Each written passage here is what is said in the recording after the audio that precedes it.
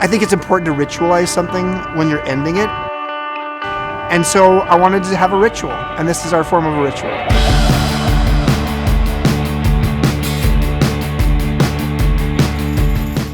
We had a grand opening party here in May of 1987, and this is a grand closing party.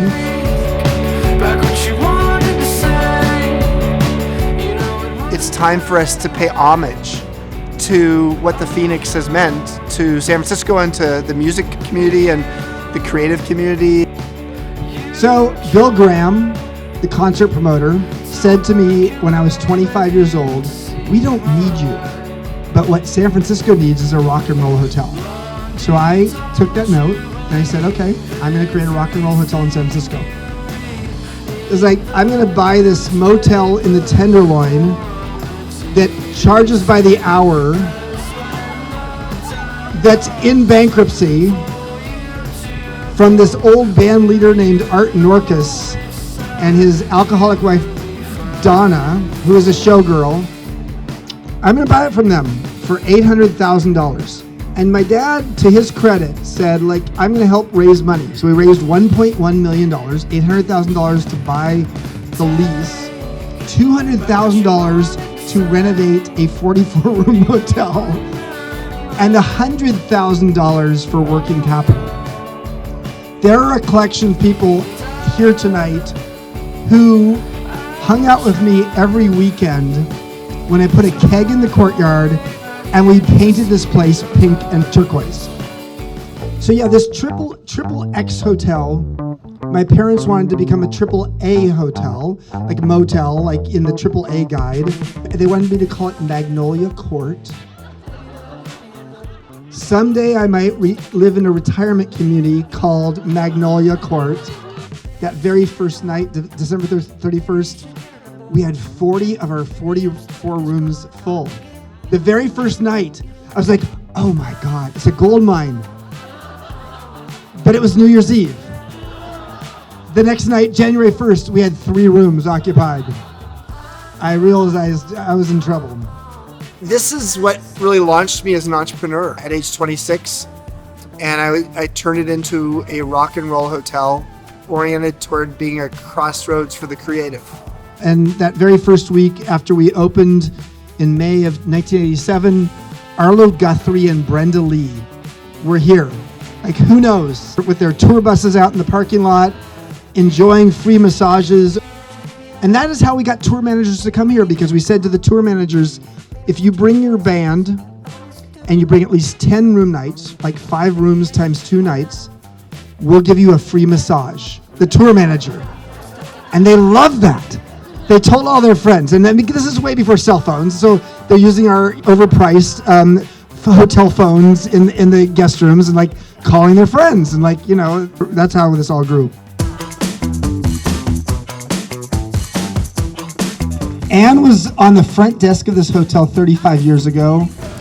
It was a lot of fun because it was, you know, grunge time. So Nirvana, Pearl Jam, everybody, they all were staying here. It was a really good time. I was at the front desk checking people in, and we had a TV up in the corner, and it was always tuned to MTV. And so I'd be checking someone in while their video was actually playing. It was pretty cool. It was the kind of place where Faye Dunaway, who is shacking up with a guy named Hook Herrera, a blues singer, she came and knocked on the door on a Sunday morning, and of course, being the workaholic I am, I was there.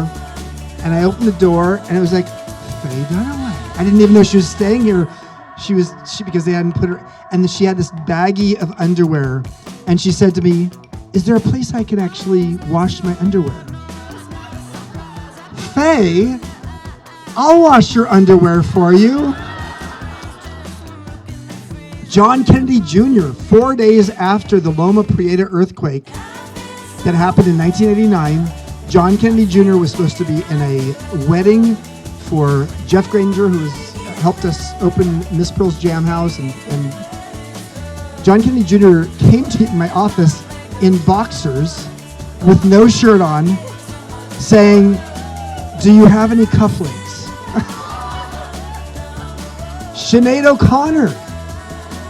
O'Connor, her first tour of America started in this hotel. She had a 1-year-old son, Jake. The tour manager came to me and said, "Thank you for that massage. I loved it. Where's the babysitter?" I was like, "What do you mean?" And he said, "Like, you have a babysitter, right? Like, this place has a babysitter." I was like, "No." And so I babysat Sinead O'Connor's baby when she did her first concert in America. It's always been fun to see, like, you know, Arlo Guthrie or Brenda Lee or, you know, Johnny Rotten. David Bowie was here. David Bowie stayed here. So we had a lot of famous people who could have stayed in much more expensive places, but they just knew the vibe here was this, you know, the kind of place where you would meet interesting people. First, there's a lot of really beautiful stories that happen here that, you know, will stay here. There are a few that I can't tell.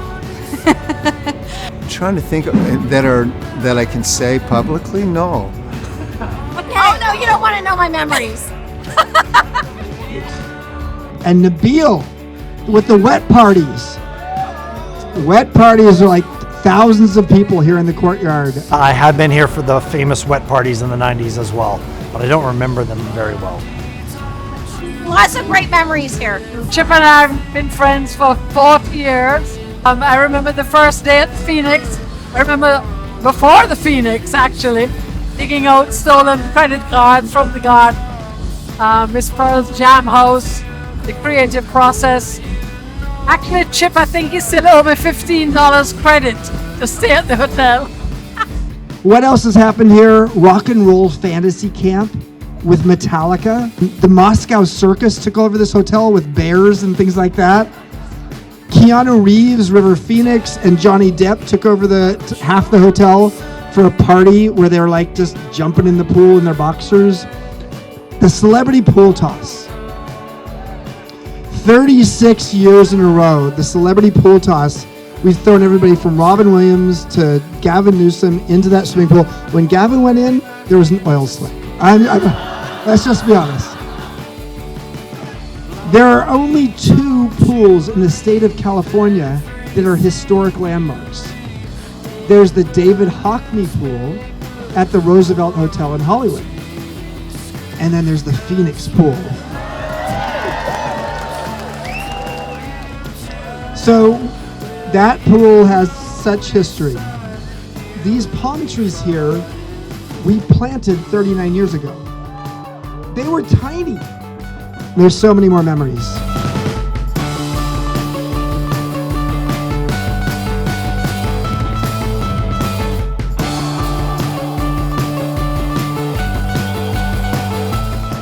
All right. Thank you. Thank you. Thanks for being here. All right.